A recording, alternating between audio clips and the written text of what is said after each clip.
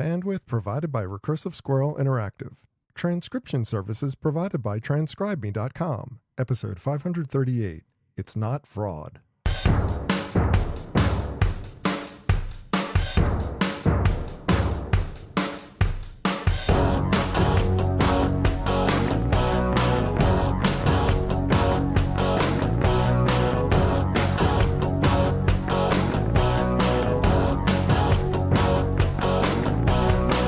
Monday, April 1st, 2019. It's time for this week's edition of the Beancast, a weekly discussion about the news and issues facing marketers today. I'm your host, Bob Norp.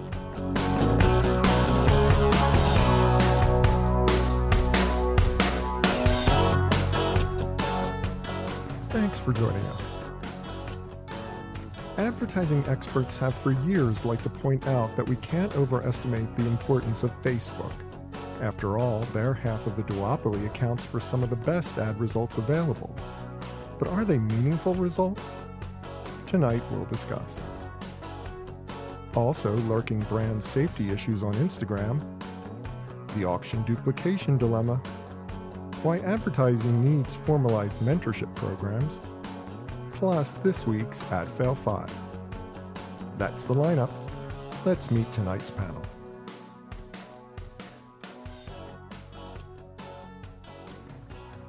Thanks for joining us for this week's Beancast. I'm Bob Norp, and with me on the panel for this evening, we start with the author of Talk Triggers, Hug Your Haters in Utility, the founder of Convince and Convert, Mr. Jay Baer. Hi, Jay. Bob, how are you? Fantastic to be back on the cast. I'm doing well and glad that you can make it. Now, also with us, we welcome back Creative Director and Digital Futurist, Mr. Colin Glom. Colin, what's up? Everything, March Madness included. It's been too long. I'm happy to hear your voice. And next, he's founder and president of Converse Digital out of New Orleans. Say hello to Tom Martin. Tom, hi, how are you? So glad to get you back on the show. Bob, I am absolutely thrilled to be back, and I'm looking forward to a great show with this stellar all-star panel. Yeah, it really is a great panel tonight. And rounding out that panel, we're pleased to welcome to the program Consumer Engagement Lead and the Head of Shopper Marketing at the J.M. Smucker Company, Ms. Liz Mayer. Liz, hi. Hi, Bob. Thank you so much for having me this evening. Huge fan of the show. I know. You contacted me and I said, I got to get her on this program. So fantastic to have you on the program with us. And first up, the conventional wisdom out there is that Facebook ads work better than just about any other platform. And it's really hard to argue with the numbers that brands are consistently getting. But an opinion piece in Adweek from Alex Lertzman calls all of this into question. In his assessment, their platform is built to match you with the most likely buyers. That sounds like it's exactly what it should do. The trouble is they often turn out to be your existing customers because your existing customers are your most likely buyers. And then they're taking view-through credit for sales that may be part of a bigger customer journey. Jay, first, do you believe this is all true? And second, how does this impact buyers, if at all? What's your thoughts on this article and what he's saying? Well, I'm certain that it's true circumstantially, but everybody has a slightly different Facebook advertising strategy. So while there's no doubt that remarketing, targeting customers that you've already earned and trying to sell them something else is the most efficient path to revenue on Facebook, that's also true in every other form of marketing and advertising. Yeah, but to be fair, he's not saying remarketing. He's saying that this is actual top of the funnel, acquisition marketing that's just netting your existing customers as opposed to getting new customers. And you really just don't have any control over that. Well, you do if you play it the way most people in that circumstance do or should, which is that when you buy top or mid-funnel advertising on Facebook, or for that matter on Twitter, you do a reverse audience match and purposefully exclude your existing customers.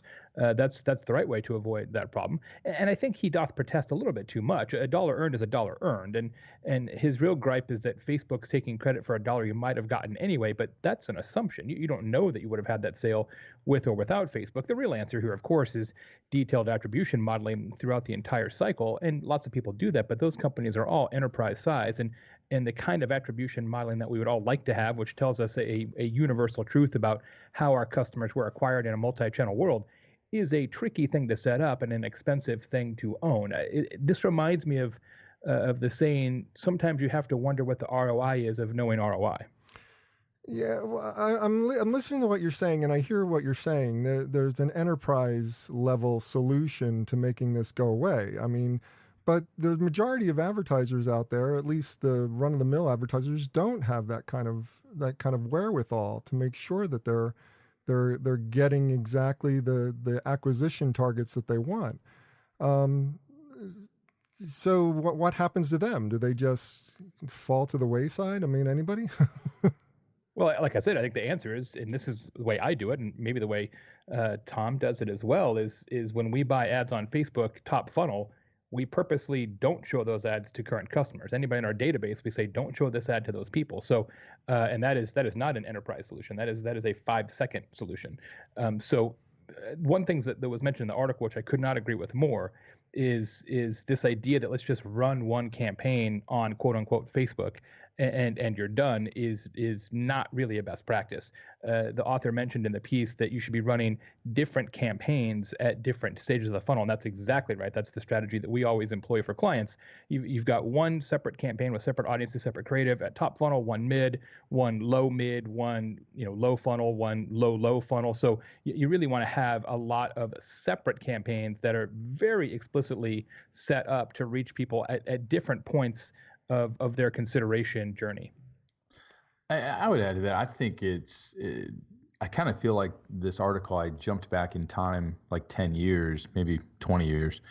And it's the dawn of internet and email and web, and it's true. But the difference is, instead of casting the arrow at Facebook, you had traditional advertising mediums casting the arrow to banners and to email and to websites, where the last click attribution. The email guys were all going, "See, this is why you do email," and the web and digital guys were like, "This is why you do digital and web, and you don't do traditional because we are the ones who drive the sales."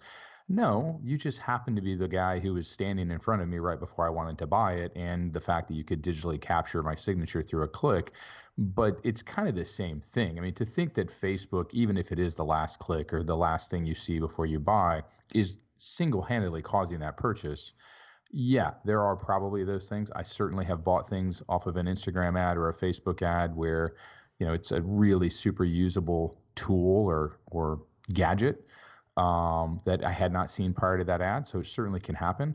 But for the vast majority of us, as Jay said, I mean, it's a multi-attribution. You're going to see an ad, someone's going to tell you about it, you're going to read an article about it. All of that comes together, and at some point you just, the perfect storm hits and you actually buy it. But at the end of the day, as Jay said, $1 earned is $1 earned. And that's really what you care about, as long as you keep earning more dollars tomorrow than you do today. Whether or not you can absolutely attribute down to the nth degree, I don't know that it's really that relevant to most business people. Can I jump in here? I Yeah, think, please do. the question, I think the question that most brands are really seeking to understand is how do I grow my brand, and how do I continue to justify the investment in marketing? And so with this in mind, for Facebook to deliver, they ultimately need to prove reach that's going to drive growth from all buyers in the category, not necessarily the most loyal. So I couldn't agree, with the op-ed more from that perspective. I think the other thing that we need to keep in mind is just focusing more on getting attention with the tools that Facebook has, and enables the brands to ultimately get noticed. Because when we talk a lot about media choices, we talk a lot in terms of efficiency, yet at the end of the day, creativity is also so important. And, we found that creative has as much as 50% on the effect of an ad overall. So I'm really interested to understand, what's Facebook doing to help brands get creative noticed? This is interesting to me because it's just like there's a number of factors in play that I don't think are being considered by the article, creative being one.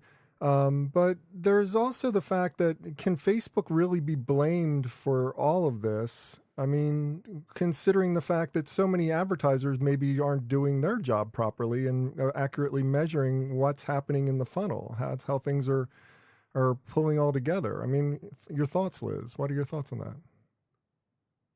I couldn't agree more. I mean, I would say that our own modeling shows that, paid social does perform well, Facebook in particular, but a lot of our research also shows that the impact of digital perhaps is overstated. And at Smucker, we are actually rebalancing our mix more towards the emphasis on reach, and ultimately actually leaning towards principles of evidence-based marketing overall.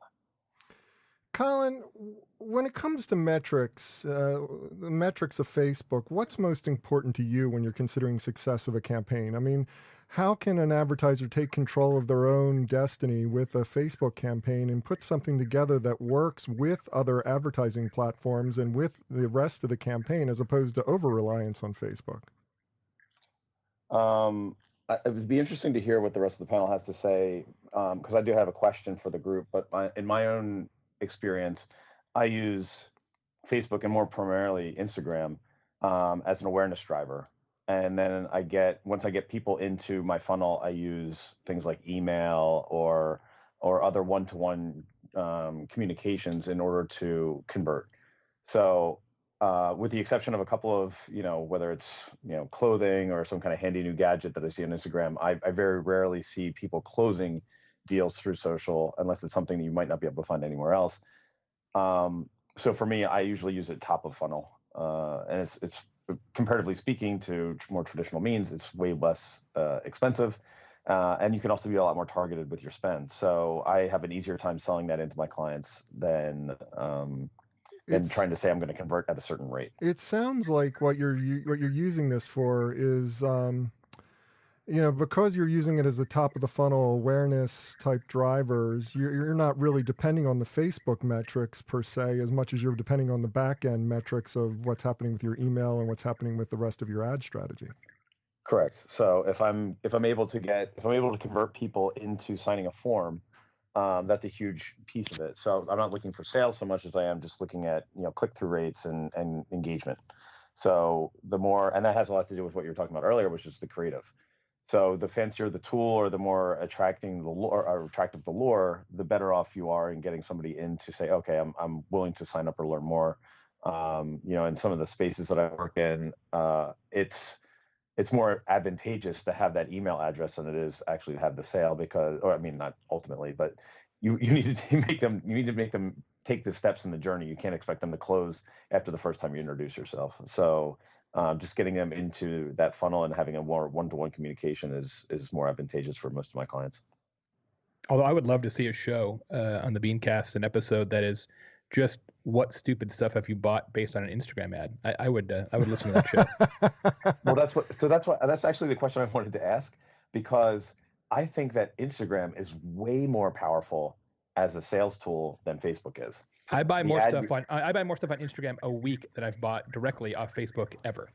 Yes, I agree 100%. But do you all, because I've actually bought a number of items really off of both, but I find that it works really well for utilitarian type items or an item that delivers a visually demonstrable benefit. It's the dollar store for yuppies, Dan, is what it is. It's like all this stuff I didn't even know existed, and I'm like, oh, I gotta have that. Well, but that's what I mean. Is it usually ends up being a device that can be visually demonstrated. Like, I bought this little thing to make it easier to tie the hook on the end of your fishing line because I'm 50 years old almost and I'm damn near blind and I can't do it anymore. And, it's a little $7 device. And I watched a little ad on Instagram, the 30-second loop 3 times and went, oh, yeah, I got to have one of those and bought 2. So, but for other things, things that maybe aren't as utilitarian or visually, I don't know that those ads work as well, especially in terms of getting to actually act, to get you to click, buy, etc. I want to throw this out there because I think that there's a mindset, and I said this before on your show, Bob, but I just want to see if what the rest of the panel thinks of it. My philosophy is, or my theory is, I should say, that you're in more of a discovery mode and you're more apt to buy something when you're looking through Instagram because you're looking to explore new things, you're seeing new places, you're generally following people that you don't know as friends, whereas on Facebook, you're just looking to catch up with what's going on in your peer set. And you're less likely to want to be intruded by an ad or by the shopping experience, whereas you're more predisposed to doing that when you're in the Instagram platform. No, that's really interesting. I'm doing everything I can to resist. There's a little echo going on from you, Colin, so you might want to take a look at that. But we're going to talk about Instagram next and how powerful it is. But before we move on to that, because I think it's going to be a really interesting discussion, I mean, how can advertisers get a better understanding of where Facebook sits in each customer's conversion journey? I mean, Liz, how does Smuckers, how have you over the years, kind of prioritize where Facebook sits in the funnel, depending on what you're trying to sell? I think that's a great question. I think overall, being in consumer packaged goods, at the end of the day, we have a lot of different tools and resources available to us through retailer partnerships and with our shopper marketing efforts. And so we do have the advantage of getting, closed loop reporting from those investments. And that typically is a pretty, it's a pretty large, a benchmark then, to surpass on the Facebook side of the equation when we are getting that closed loop reporting there. In fact, I think that's where Facebook, can ultimately, strengthen their effectiveness in relation to partnering potentially with some of these retailers and improving out the actual sales data, because, the point of sale data does not lie. Good stuff to think about, but I do want to move on to this topic of Instagram, because Instagram, I wholeheartedly agree with you all. I hear all the time everybody talking about Instagram ads being so incredibly effective and so powerful at giving you the opportunity to quickly buy something. It's I hear stories about people buying things on the platform all the time from all kinds of quarters, not just the advertising world. But there's another big problem that Facebook has that happens on this particular platform. Apparently, nature abhors a vacuum, and all those hate groups and Russian trolls getting kicked out of every other social platform are finding a safe place to peddle their message via Instagram. Liz, with brand safety being such a hot button issue, obviously so many brands are worried about it at this point and pulling out of different platforms over the issue. Does this pose a concern to advertisers going forward, especially considering how important and effective the platform has been for a lot of advertisers? Yeah, that's a great question. I mean, at the end of the day, one of the biggest drivers of in-market advertising effectiveness is getting the branding right. And brands are our most valuable assets. And as marketers, it's our imperative to nurture them and grow them in this complicated omni-channel journey. And so, as I considered this, two things really came top of mind. I think one, all social networks by design are ripe for misinformation, and it's based on their business model, which caters to advertisers based on interests of their users. And then I think the second thing to keep in mind is, social media is still young, and there's still a lot of work to be done in relation to transparency. And I think at the end of the day, it's about viewing effective marketing in terms of reach, and social plays an important role in extending reach and driving consideration, but it does that at a risk. I think a lot of the dialogue that we have in relation to these, social media properties policing themselves, it still leaves a lot to be desired because of the risk factor and the integrity of the brands that we're building. Agreed wholeheartedly on everything that you just said. However, I'm wondering whether or not Instagram offers the same level of potential problem that other platforms do. With Facebook, you've got all these ads showing up next to really bad things. You've got ads, especially with YouTube. That's the biggest brand safety issue, where you have ads appearing right on top of content. But with Instagram, it's kind of like you're scrolling from one thing to the next and you're seeing ads, and it's not really an adjacency problem, because you're not seeing the content with the ad at the same time. It's kind of going from one experience to the other. Does that improve the perception of the ad in terms of value and safety, Jay? I mean, your thoughts?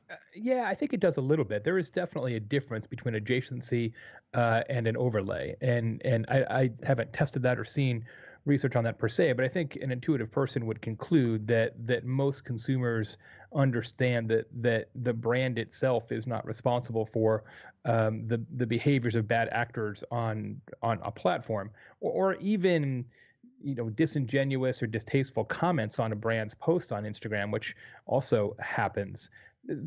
The nature of this story doesn't surprise me at all, however, because the new research from our mutual friend Tom Webster at Edison found recently that at least in the US, Instagram is the only platform that's really growing in any way, shape, or form. Everybody else is either static or down. And look, if you are a Russian troll farm or any other sort of business, you're going to go where the people are. And increasingly, the people are on Instagram. So they're going to take their show on the road and pack up the circus tent from Facebook and move it down the road to the new thing that everybody's all excited about. So it stands to reason. And this whack-a-mole is going to continue to happen. If we run them out of Instagram, they're going to Pinterest. If we run them out of Pinterest, they're going to whatever the next thing is. So this is not a platform issue.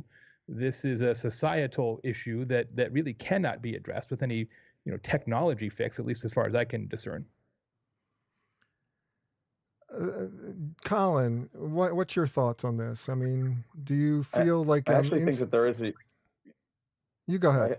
I think that there's a unique problem as it pertains specifically to Instagram, because it's so the content is so tailored to things that you've already previously exposed yourself to or said that you liked. I mean, the things in the article, I see the same content over and over and over again, and it's from the same kinds of photographers, and it's the same kind of travel bloggers and all that stuff. So I'm in that considered echo chamber or feedback loop that just keeps coming back to me again and again. I think what was really interesting was to read about people who get sucked into, the alt-right or, other political factions, and just start to just buy into a philosophy, especially at a very young age, because that's what they're hearing and that's what their friends are echoing back to them. And that to me is unique to that particular platform. I think a lot of the other ones, I mean, there's probably going to be, feedback loops in each of the platforms, but the one on Instagram is so highly attuned to the things that you've previously liked. It's a little bit, it's almost like programming a brain. And that to me got my attention pretty quickly. I hadn't really thought about it in a negative way, because I do get a little frustrated because I use Instagram for exploring, but I see a lot of the same content again and again, whether it's somebody, repurposing another post that I've already seen and liked from the original photographer because I'm following an aggregator instead. Regardless, it's still a very powerful tool. And I think if you're talking about Russian troll farms or whatever, I think they're starting to pick up on just how powerful it is. And I think the even more discerning or disconcerting comment in that article was that they're already in advance of the 2020 election. They know that this could be a really powerful tool for them, in the next 2 years coming up. So that was kind of gave my stomach a little bit of a turn. The interesting thing to me is that, if you can go on mute, Colin, for a second. The interesting thing to me is that Instagram functions really, in a lot of ways, very similarly to the way Twitter functions. And yet Twitter has all this vitriol being leveled against it as being such a sewer of just all kinds of, terrible trolls and horrible commentary. Yet Instagram continues to remain fairly pristine in terms of the public imagery. And I'm wondering, Tom, why is that? Why is the Instagram able to maintain this kind of above the fray attitude as opposed to Twitter, when they're essentially an asynchronous network? You follow people, you get to see their content, or you don't follow them and you don't get to see their content. Well, I think the way that they've kind of stayed above the fray a little bit is if you look at like Twitter and Facebook, and especially the political commentary, it tended to be around people would share a link to a story, whether it be fake news or real news or news you wish you didn't have to be exposed to. They would share that, and then that would start a discussion or a firestorm around that piece of content. And because Instagram doesn't give us that ability to share links, I think it kind of, maybe was able to stay out of the fray a little. And I think also just people, at least I know a lot of folks I was talking with, Instagram kind of became a little bit of an oasis where you could get away from all that vitriol, especially during the last political cycle. So I think they just might have been a little bit of luck. But what I found most interesting about this story and the how hate groups use it and so forth is, my own son just started a new nonprofit, and so he's creating all his social media accounts for the nonprofit. He creates an Instagram account, and within a week it got suspended. And he hadn't even really shared anything. And he had to go and actually submit a photo of himself, his articles of incorporation. He had to submit all of this proof that, hey, this is a real live nonprofit. This is not a scam. This isn't fake.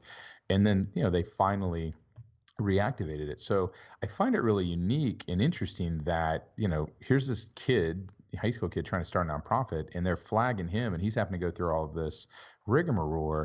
How are all these other people getting through? And are they not getting the same level of analysis that he had to go through? Or so part of it is, I wonder, like, how are their systems internally? How are they not? It seems like they have a system to catch people who are trying to just put up vitriol or accounts that aren't really adding value to the platform. But there's definitely much more of a curated. That's a really good point. There's a lot more curation on Instagram's part. I mean, they are policing the content a little bit better than Twitter has, because Twitter has, from its outset, been more about free speech than about good content. It's always been about whatever you have on your mind, you can share it on this platform, right? Well, yeah. And yeah, well, and that was both what made it good and maybe what makes it bad sometimes, and has made it less and less valuable to people, because the quality of what your content is, really can vary, as we've seen over the years. But I think, it's kind of like what Liz said. I think it was Liz said, is that, these platforms are made to share and to allow us to create content and bypass, traditional media publications, et cetera. Like, we can all be our own little publication. So they're really kind of ripe for anybody who wants to get out, their point of view, especially if it's unpopular point of view or not maybe a mainstream point of view. Because the traditional media, by and large, are going to censor that off, so they turn here. So to me, the solution is, it has to be these platforms have to take it upon themselves to build and enforce some sort of filtration system that keeps the stuff that just clearly shouldn't be there from making its way into, or if it does make it in, to cut it off at the knees before it can really gain a foothold and cause a lot of trouble in the world that, frankly, we don't need. Tell me if I'm wrong, Jay. I mean, what I'm getting from all this and what I'm hearing is that Twitter, Twitter, Facebook, we'll get to the social network eventually, Instagram has a decent policing platform, or a decent policing methodology that they're using, and they're able to police themselves better than other platforms, or is that not true? I can't say that definitively, but I'll just give you a personal example just from this very week, Bob. Somebody created an impersonation account of me, stole a bunch of my photos, and I reported it, and within like an hour, it was gone. And that's not the kind of rapidity that I'm accustomed to in other social networks where that same kind of thing has happened to me. So I can't say, I don't know that they have a better system. Maybe other folks can, but I've been impressed by their ability to keep things tamped down. Now, of course, they're dealing with a smaller audience than their big brother Facebook is, at least for now. And I just want to address for a moment your question earlier about how come Twitter kind of gets a bad reputation and Instagram sort of skates. I think some of that's just branding. I mean, Liz talked about the importance of brand, and Instagram still has that. It's not new at this point, but newer. And I think a lot of people have gravitated from Facebook to Instagram because, on the whole, they believe it's more of a positive, uplifting environment, more curated. People are posting things that are really their best selves, and I don't know if that's going to last forever. I mean, look, I remember the day, as do you, Bob, where YouTube wasn't a cesspool, right? That day existed, and eventually everything gets pulled down a little bit. It's just the nature of the world we live in. So I think Instagram is partially benefiting from sort of its position in the marketplace, and kind of what people think about it. But that's, you can't rely on that forever. Trolls don't care about your brand. Yeah, trolls do not care about your brand.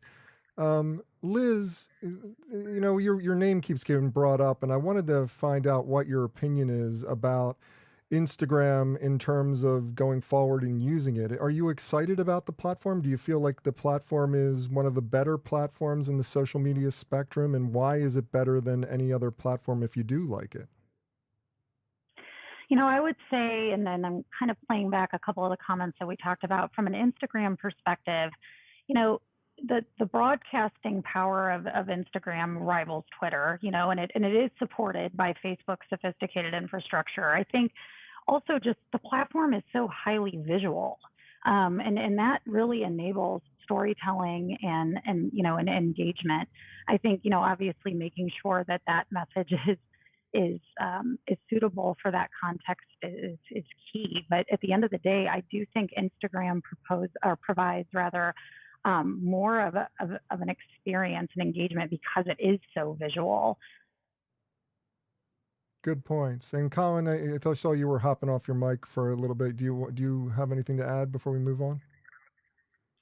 I just wanted to say that one of the things that was really disturbing, I kind of went down the rabbit hole with this one a little bit and found an article from The Verge, and what the people who have to monitor this kind of stuff have to see in order to monitor it, and the way that they can't do it with AI just yet, it puts an onus on the human psyche and the toll that some of these people are paying to do what's basically almost an entry level or very, very low paying job in terms of monitoring this hate speech and the other things that can come up through these platforms is really graphic and pretty disturbing. So there's got to be a solve for it pretty soon, and it's got to have to come from something that's probably more equipped to do it than a human brain.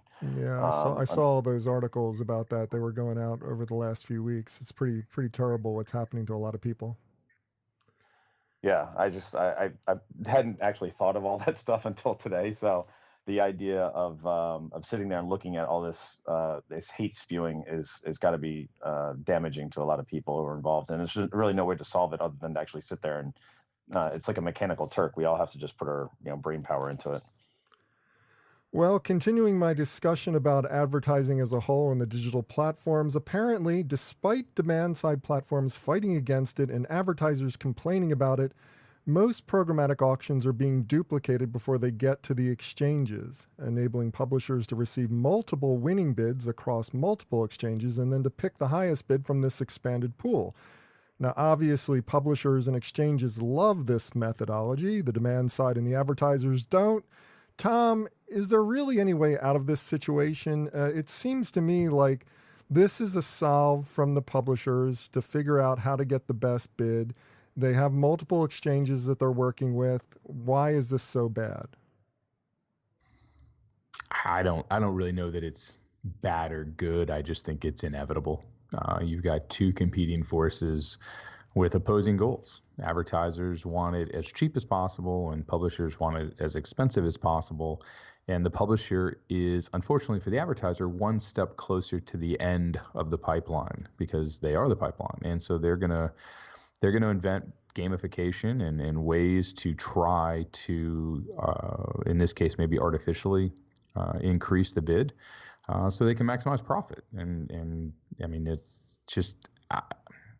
It's I guess on the surface it kind of maybe feels a little sketchy, but I think it's just the reality. And if they can find a way to tamper this particular approach, again, it's like the whack-a-mole. The publishers will find another approach because that's their job. They don't just want to have the price continue down closer and closer to zero, because obviously that's a really good way to go out of business. Liz, when I was reading this article, one of the funny things that stood out for me was the fact that exchanges, if exchanges duplicate the auctions, that's a no-no. And a lot of the demand side is putting that in their RFPs and saying, we will not accept it if you duplicate auctions, etc. Yet the publishers are allowed to get away with it before they send it to the exchanges. Why? What's the difference? I mean, is there any difference between these two? I think to Tom's point, I think it's more about the inevitable nature of where the programmatic industry is evolving. And there's just so many complexities here that I think it's coming down to more of a shakeup as platforms and technologies evolve. I think no matter how the programmatic landscape evolves, it's all about the topic that we had earlier and the conversation related to the channel choices we're making as marketers and the ecosystem in which we're dealing with. And I think transparency, in relation to these partnerships on the demand side and advertisers continue to be a need. Jay, Yeah, and I just figure, look, programmatic is already mind-numbingly complex. And of course, when you've got a bunch of computers with artificial intelligence talking to a bunch of other computers with artificial intelligence, it's obviously ripe for abuse. But to me, okay, what the downside of this, as alleged in the article, is that programmatic buyers, i.e., brands and their representatives, are having to pay infinitesimally more per impression than they would have had otherwise. And look, I represent brands. I'm on the marketing side. I always have been, but I'm also a publisher. And given the state of publishing, if somebody in the publishing world can make a thousandth of a penny more and hang in there against the Google, Amazon, Facebook onslaught that much longer, I'm all for it. Colin, your thoughts on this? It's just like, is it fraud or is it just pragmatism on the part of publishers to expand the bidding business. pool? How is it fraud on that side, but it's okay on the other side, and vice versa? I think it depends on which direction you're looking at it, right? But to say it's fraud, come on, man. That's like saying, hey, every time you take advantage of a tax loophole, it's fraud. Well, yeah, okay, fine, but it's just like that's what's being alleged here, that somehow that there's this kind of practice is a fraudulent practice, and if from the media buyer who wrote the article, right, let's make sure we're clear on the sourcing here, Bob. Well, exactly, and I'm just giving him the benefit of the doubt. It's just like why is it not fraud? Why is it not? Colin, your thoughts. I'd love to hear your thoughts on this one. I'm way less educated on this subject, so I learned a lot today. My thought process was, all right, if I was selling a piece of art and I went through Christie's and then, oh, by the way, decided to reach out to Sotheby's to see if they had a more enticing offer, how would that look? Similarly, if I was going to be renting an apartment and I used 8 different real estate brokers to do it at the same time, how would that feel and look? And so I think we have this artificial social construct that's kind of built up around one seller, one buyer, and that's the way it's supposed to be. And to Tom's point earlier, I think like in order for it to be, if it's computers dealing with computers, all that social moire kind of flies out the window, and you should just be looking for the best possible price. And I can't fault the publisher for wanting to get the highest possible value, even if it is only an infinitesimal amount of money more. I couldn't help but think when I was going through this that the programmatic industry sprang out of the automatic trading that goes on Wall Street. That's the technology from one birthed the other. And if this kind of practice was happening on Wall Street, if you were having a stock being offered at 3 different exchanges and they took the best price, investors would have an uproar. It just seems like it seems like it's a reasonable, pragmatic move, but it does feel a little bit shady. Maybe not fraud. I won't go there and say that, Jay, but it does seem to me that it's a little bit shady, the practice. Well, what happens? Yeah.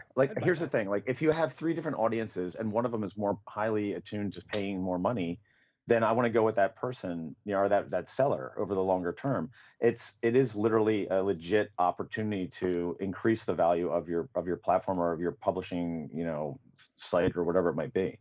So I don't think we can look at it as a very binary system the way that we're used to, and that's a social construct that we're putting on top of it. If a computer's doing it, it's going to look for the best possible value. But this all comes, at the end of the day, this really all comes down to an emotional reaction to a binary activity. If you, and I love, Colin, I love what you just said about, if you put, a house with 8 different real estate platforms and you get more money off of this platform, that platform.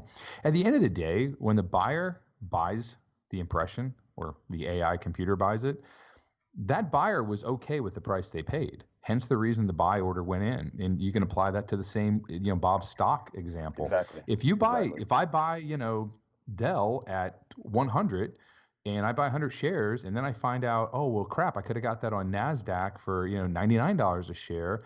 I'm upset maybe, but I'm upset because I feel like I didn't really do my homework, or maybe I wasn't maybe on top of my game. Someone got one over on me. But when I hit the buy order, I was happy with the $100. I don't think And it's that's people. what it comes down to. I don't think that's the problem, though. I don't think that's the heart of the issue. It's totally the problem. No, the They're problem. pissed. The problem is They're not the. upset No, because they're not. they're upset because somebody's getting over one on them. That's what this is all about. And Well, like Jay okay, said, yeah, you're yes, talking that's infinitesimal the amounts problem. of money. Look, that's the problem, but I don't think that it's quibbling over money. I think it's quibbling over I didn't win this auction and I should have won this auction. I think that buyers feel like they're getting shut out of potential wins in this bidding system, and they don't understand why they're not getting the wins, and they're finding out Because that they it's didn't bid more than everybody else. There's a really simple way Exactly. to win. Exactly. but My they wife's bid real enough. estate agent. But You you wanna know buy how the house bidding's. she's selling, bid more than everybody else. It's really binary. It's really You know how simple. bidding works. You put your top level price in on on one platform, and you get that. You might win an auction at a lower price on one auction, and on another auction, that price that you would have been willing to pay loses you that auction because you're not going through that exchange. And it's just And like the that's next the time kind you of. make the buy, you should pay more attention to the other auction. If you're paying attention to what's going on and you're seeing that, hey, when I bid over here on NASDAQ, those bids tend to be higher, but that tends to be the winning bid, then you should probably start bidding against the NASDAQ bid. I mean, it's very, very simple. If you break it down to its very basic level, it's all about the publisher's going to go where he can get the most money, or she can get the most money. You as the buyer, if you really want that impression, you better figure out where that is, you better be there, and you better have the best bid. It's that simple. And they're upset because they feel like, oh, well, I'm trying to get it super cheap, and this guy over here figured out a way to make an extra 5 cents per impression. And to me, that's what it really comes down to. That was kind of the whole underlying non-spoken aspect of the entire article was, oh, that's not fair. I'm losing bids. Well, then bid more money. It's real simple. All right. Good point. Well, I want to Tom's go. a capitalist from New Orleans. It's an interesting breed. Well, I am a capitalist. I will absolutely toast to that one. This is like one of my favorite conversations ever on this show. Tom's like, it's let the lions eat the gazelle, and Bob's like, they should be in jail. It's really interesting. I'm not saying anybody belongs in jail. Let's not go there. Well, let's go to the final topic. I read an interesting piece promoting the idea that women in advertising need to embrace mentorship as a way forward in their careers.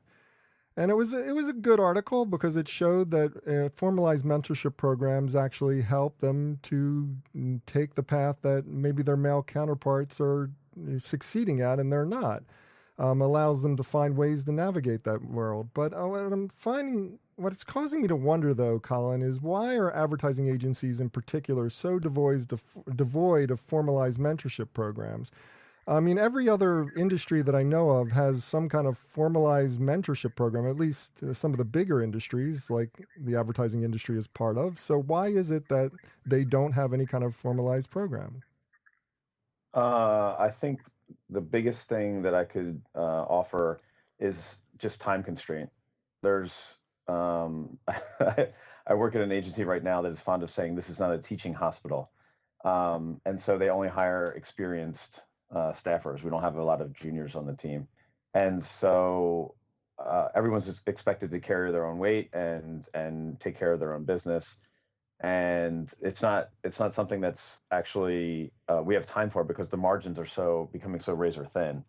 At the beginning of my career, I worked for a very large agency that did have a mentorship program, and they did try and partner you up with somebody. And it was as digital natives were first coming into the more traditional space, so they were trying to figure out the reverse mentorship opportunity as well as the traditional mentorship opportunity with mixed success. But the idea was, the heart was right. The heart was in the right place for it.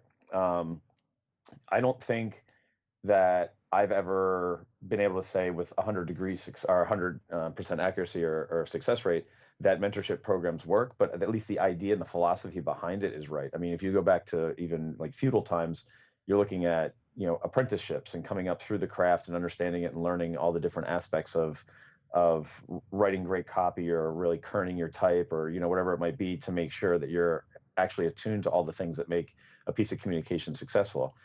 The miss right now is that we are kind of expect everyone to just know their craft coming out of school or even before that, because we've been bombarded with messages from the dawn of time, and you are supposed to be able to understand what's going to be persuasive. If you take it out of just pure play advertising and you look at all the other aspects of mentorship, leadership skills and being able to communicate more effectively in a meeting and being able to defend yourself when your ideas might be attacked. Those things are not taught by anybody. They're not taught in schools, and they're certainly not taught on the job. You kind of have to learn them as you go. And I find that very unfortunate. It'd be awesome to have some kind of organized process for teaching those skills. I think very few organizations do it, unfortunately. The ones that do it, you see them, the lifetime value of the employees is higher. The length of the duration of tenure is much higher. So I'm not sure. I don't really have an answer for it. I just say I can only tell you from my experience that there's been very, very few mentorship opportunities, and the ones that have been presented to me have usually been kind of it was like more for face value as opposed to real mentorship. I think the mentorship thing is, at least in the advertising space, is a very personal relationship that has to do with one-to-one. Like, I really connected with you. I want to emulate you as a boss or as a future employee, and the other person sees a little bit of themselves in the junior person and says, yeah, I'm going to take you under my wing. It's usually those are the ones that are most successful. It's not the formalized ones that come from the top down kind of institutional structure.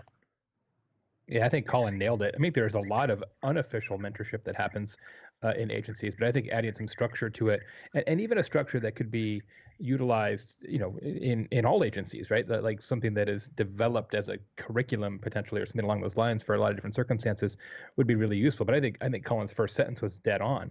Mentorship takes real time. I've both been mentored and have mentored others, and it takes an investment of time that often you don't feel like you really have in an agency environment, especially these days, because as Colin nodded to, the margins are really, really thin. The other thing, I had two other thoughts of why this doesn't occur, which isn't really the question, but one, there's a lot of turnover in agencies, and I don't know whether that's a cause or an effect of a lack of mentorship, but you have to have people in the same seat for a while for them to then be able to mentor the next person. If they're always turning over, then it's just sort of two ships passing in the night. And then the other thing, and maybe this is crazy, but the one piece that I pondered when I was considering this article is the agency world is unlike many other businesses, not all, but many, in that a lot of times when somebody leaves, they do jump to a competitor. And I wonder if there's a little at play there, right? That today's colleague is tomorrow's competitor and vice versa. And that's not to suggest that mentorship is impossible in that situation, but you see a lot of jumping back and forth from the guys that you loved yesterday or the guys that you're out to get next week. So I don't know, but I think most of it's time. Liz, what are your thoughts? I mean, you come from the actual brand side, so you're not in the agency world per se, but you've had agency experience. I mean, what's your take on this? Yeah. I mean, I started my career in an agency, and I think what I most gravitated towards in this question is just, the idea of the women in advertising, and we know that there's underrepresentation of women in advertising at the executive levels, and I think what strikes me about this whole question and this dialogue is I am on the fortunate side of, of not only, the organization where I'm sitting, but also on the agency side. I mean, I'm part of the Smucker organization where 40% of our board and elected officer group is female.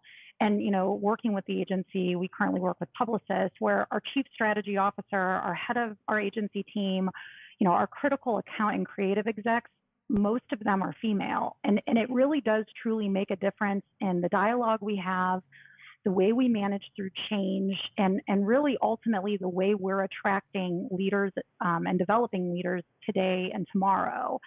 And so what I think this comes down to is I agree in the time constraint sentiment around why this might not be happening. I think what it comes down to, though, is for mentoring to work, it also needs to be prevalent in the people and the talent that women see around themselves, right?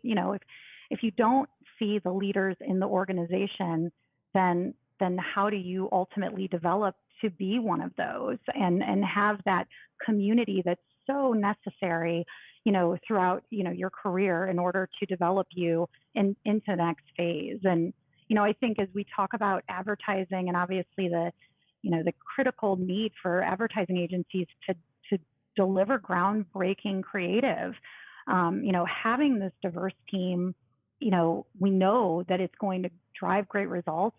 And that is required, to have all of those different perspectives. And what do you feel about formalized mentorship programs as opposed to just pursuing mentorship on your own? Because it sounds like the whole time constraint issue is a big block when it comes to putting together some kind of formalized program. However, if you're going and trying to get mentorship on your own, you can actually access a whole bigger range of people who aren't necessarily working at your company, but can offer insight and support and quite frankly, mentorship. I think it's both. I mean, I think from an organizational perspective, organizations, in order to retain and cultivate talent, have a responsibility, to have more formalized development, offerings for their employees, even if that is just connecting people, that have similar interests or similar career trajectories. But I would say on the flip side, it's also the individual's responsibility to manage, his or her career. And that does take a little bit of grit. That takes outreach outside of your industry and outside of the company in which you may work. I think it's about, ensuring that, when you're embracing mentorship, you're doing so with understanding different perspectives to cultivate, your talent as a leader. And you need to have both perspectives within the organization that you work. And that should be a benefit that is at least, whether it's formal or informal, it's there. But then it's also in relation to how you manage your career and your career development by making those connections. Well, with that, it's time for the Ad Fail 5. But before we get to that segment of the show, I do want to take this quick opportunity to thank my guests again and allow them to each do their shameless plug for the week, starting with Jay Baer. You can find him at convinceandconvert.com. That's the home of his consultancy and his speaker outlet. You can get his books there. You can get podcasts. There's so much content. Tell us what's going on in your world, Jay. What would you like to promote? New plug, Bob. Although I actually feel like every story this week was Ad Fail 5. Like everything's all, this is the episode. Who is screwed up worse? Is this week's thesis. New plug. I've got a brand new show. Just been out 8 or 9 weeks called the Talk Triggers Show. Every week is a 6-minute episode on YouTube. Also a podcast. You can find it if you search Talk Triggers. And I take an example, a case study of one company, all kinds of different industries, that's absolutely killing it with word of mouth. So companies that are doing some sort of customer experience differentiator that creates conversations. One episode every Tuesday, the new Talk Triggers Show. And Jay puts out some of the best content out there in the marketing world. Thanks, bud. Always a big fan, and love having you on the program. Next up, we have Colin Glom. You can find him. Where can you find you, Colin? I'm not even sure where to point people these days, but go ahead. Tell us what's going on in your world. What would you like to promote? I'm doing a bunch of different things, but the one that I want to talk about tonight is actually The Realm of Caring. The Realm of Caring, you can find them at TheRoc.us. They specialize in working in cannabinoid therapies for a lot of very serious conditions. And they're doing a fundraiser to actually create a continuing medical education program so that new and older doctors who want to learn more about how cannabinoids can help with very serious diseases can access that medication, even in states that may not have it legalized just yet. And it's a wonderful organization. They've been around for 6 or 7 years now, and I got hooked up with them out in Colorado, and I'm going to be doing a bunch of work with them. So if you have an opportunity to check it out, their new fundraiser called Raise the Realm is going to happen starting in April 15th, and I would love for your support from your audience if that's possible. I'm a big supporter of CBD. It's been fantastic for me in particular, so thank you. Next up, Tom Martin. You can find him at conversedigital.com. That's the home of his agency that he runs. Tell us what's going on in your world, Tom. What would you like to promote? Well, I'm gonna stay on the nonprofit arena here. I'd like to promote bridgemed.org. My son Hayes just launched it 2 weeks ago. It's a nonprofit. Super cool concept. It's Kickstarter meets philanthropy. So instead of donating to BridgeMed, you go to bridgemed.org. You pick the individual that they're trying to help, and you donate to that individual's cause. And then, as the funding comes in place, they fund it, and then you get some notes and let you know what's going on. But it's really cool. Their whole plan is to there's a lot of people who have medical needs for which either their insurance just doesn't cover it, or maybe they don't have insurance, and so they're coming to BridgeMed, and Hayes and his friends are setting up these fundraisers to help them close that gap between what they can afford and what insurance will cover. They just started, so if anybody knows people who have that kind of a medical need assistance, go to BridgeMed and let them know, because they're looking for more people to fund. And while you're there, feel free to drop $5 or $10 on one of the campaigns. Every little bit helps, and I'm really proud of him. It's a really cool little effort that he just started. Yeah, that's fantastic. awesome. That sounds great. really that awesome. sounds awesome. And finally, Liz Mayer. You can find her at jmsmucker.com. That's the home of Smucker's Corporate. Tell us what's going on in your world, Liz. What would you like to promote? Well, as a mom of two young daughters, showing women and girls as strong models in really an authentic and respectful way is just everything. So I'd like to promote See Her. I think, most of you might be aware of See Her, but it's a movement spearheaded by the ANA with the purpose of creating a world in which every woman and girl sees themselves as they truly are in advertising and media. They've developed a data-driven method called the Gender Equality Metric. It's a GEM score, which is essentially an industry standard for quantifying reactions, to how women and girls show up in advertising. We're actually on the board with See Her, and since our partnership, we have had so many rich conversations just on how our branding, creative, and storytelling efforts, come to light. And See Her can be found on seeher.com, and then See Her 2020 on Instagram. Yeah, and that's so important. Love the program. The ANA has been doing a lot of great stuff there. As for me, for more information about me or the show, visit thebeancast.com. There you can find a complete show archive. You can find out how to consult with me. And of course, you can find out how to advertise on the program. So check it all out at thebeancast.com. And now it's time for the AdFail 5, a rundown of the lowest moments in advertising, marketing, and public relations from the last week. First up, remember a year and a half ago when Apple announced that really cool wireless charging mat that can miraculously charge all your Apple devices, Jay? Even though each charged with a different standard? The product was canceled last week, as many predicted it would be. This is such a funny thing for them because they were so effusive about how cool this mat was going to be, and everybody fell for it. Well, yeah, fell for it is one thing, but I'm just flummoxed by the whole deal. I mean, their philosophy for so long has been the ultimate walled garden of hardware. You can't remove the battery. There's no, you can't add memory. You can't get your SIM card. You've got to use all their stupid proprietary dongles all the time. And then they make all their stuff wireless and then can't produce a charging mat. I know. I really cannot believe it. And it's not even like, hey, we're working on it. It's going to be so dope. It's not done yet. They're like, nah, we're just not going to do it. I'm just not going to do it. It was just such a bad message for them. It's not a good look.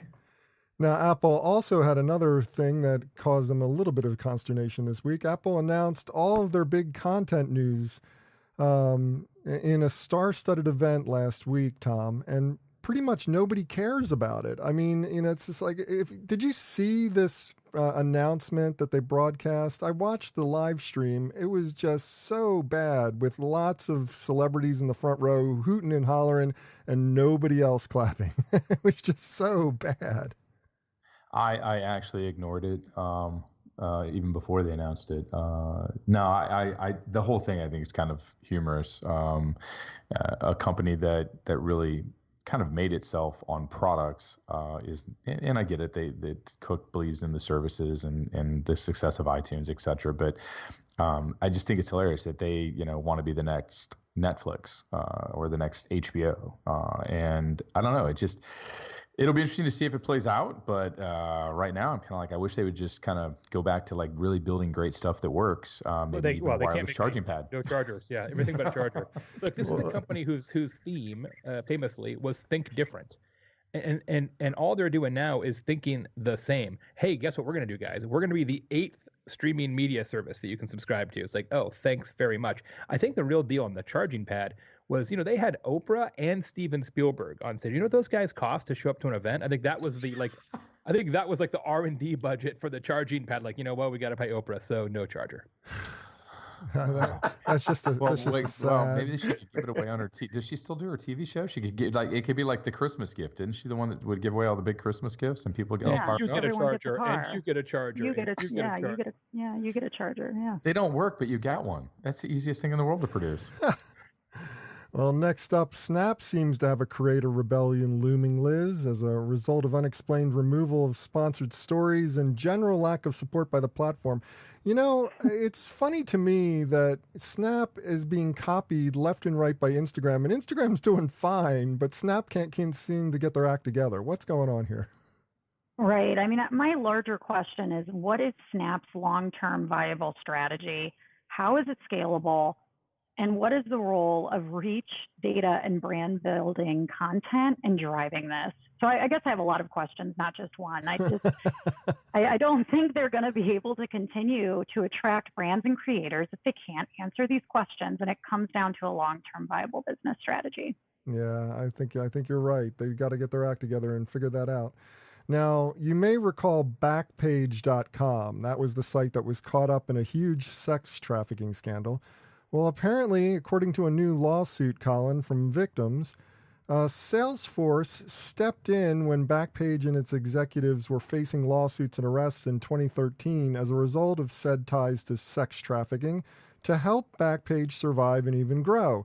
The plaintiffs are seeking monetary damages against the CRM platform. The worst part about this, and I'm not blaming Salesforce. I have no idea what's going on in this particular situation, whether or not they were at fault for any of the things that were going on. But what it comes down to is they got this news on the very day that they were receiving the humanitarian award for working against this very issue. Colin? That kind of says everything right there, right? The fact that they're working against it to try and cover their rear ends. If even a quarter of this article is true, it's pretty damning. I desperately wanted to make a Robert Kraft joke because I hate the Patriots so much, but the seriousness of the subject is so that I can't even make light of it. The fact if there's any of this is true, it's really, really bad for Salesforce because the number of complaints lodged, at least in this particular article, shows a systematic assistance to Backpage to actually work harder for the Johns and pimps or whatever you want to call them to meet each other and be able to be more effective in the art of human trafficking, which is just mind-boggling to me that anyone would support that. Yeah, we can always hope that they weren't responsible for the way that their client used that software. So we can always hope for that. But yeah, it is pretty damning and it's definitely troubling. As for the last of the AdFail 5, remember the Payless shoes promotion where they set up a fake Payless store and fooled a bunch of influencers into shelling out hundreds of dollars for their cheap shoes? Well, Liz, apparently the agency involved exceeded every success metric imaginable, and Payless has still not paid them. I think they pretty much should have listened to the name. Their name was Payless, and they didn't get paid. Not even in shoes. So, I think this is just so sad to me because I think, if you think about it from just an agency-client relationship and just empathizing with the agency and the amount of work they put into the campaign and the fact that they over-delivered on their success metrics, it just puts a damper on the partnership that is already so fragile just from an industry perspective. But it also sounds like in the same vein that the agency should have invested a bit more in their lawyers crafting the right scope of work. because they had to understand that they were going to be taking on an amount of risk and working, with this account. As Yeah, with I think all we should as notice. as with Go ahead, all, as I was going to say, Jay, with all lawsuits, there's two sides to this story. We're hearing one right now, so of course the company has to defend themselves. But go ahead, Jay. Oh, I don't think there is another side. I just think we should note here for the record that Payless has filed bankruptcy and closing every single store they have. So it's not like only the agency is stuck here. They have fired every employee. They've closed every store. So Payless as a concern no longer exists. I think the cautionary tale here is if you're working in retail, in large retail chains like this, and you're working with a retailer who has had a history of financial trouble, agencies need to make sure that they're a secured creditor. Because if you're an unsecured creditor, you're going to get nothing. If you're a secured creditor, you're going to get something eventually, probably not what you deserve. But it sucks that it has come to this. But agencies just need to be more thoughtful about not even pursuing sort of legal recourse after the fact, because there is no recourse if they're bankrupt. It's before you take the job, what is your position in a creditor action if it occurs? Well, have something to add If to I can this? add one thing. Okay, Hold on, sure. If I can add one thing, Bob, I hope that at least the very best thing we could get out of this situation is that they did amazing work, and it hopefully will lead to new business for them, because I thought that was one of the most brilliant campaigns of 2018. It was really great. Well, have something to add to this list or just want to discuss it? Comment online. Use the hashtag AdFail5. That's pound AdFail and the number 5. Well, that does it for this week's show. If you'd like to subscribe to this podcast, visit our website at thebeancast.com and click on the subscribe link. If you're an Apple Podcast listener, we've also provided a direct link to our listing there, or just search for the Beancast in the podcast directory on the Apple Podcasts app. And whichever podcast directory you use, when you subscribe, please leave us a review. Got a comment? Have a question? We'd love to hear from you. Just send your emails to beancast@gmail.com. Opening theme was performed by Joe Seibel. Closing theme by C. Jax. Thanks for listening. I'm Bob Norp. We'll be back again next week. Hope you'll join us then.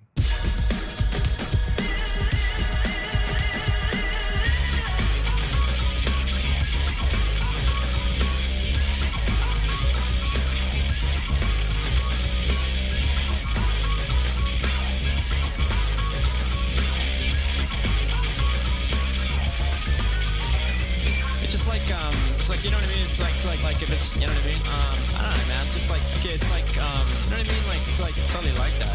It's like, I don't know, like if it's, it's like, you know what I mean? Yeah, it's just like kind of, it just seems like it's just like almost exactly.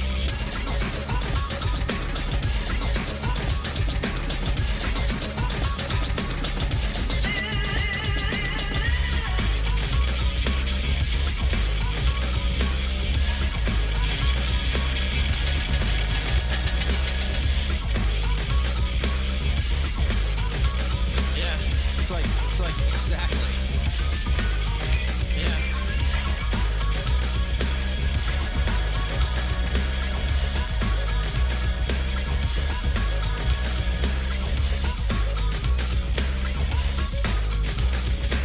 You know what I mean? Exactly.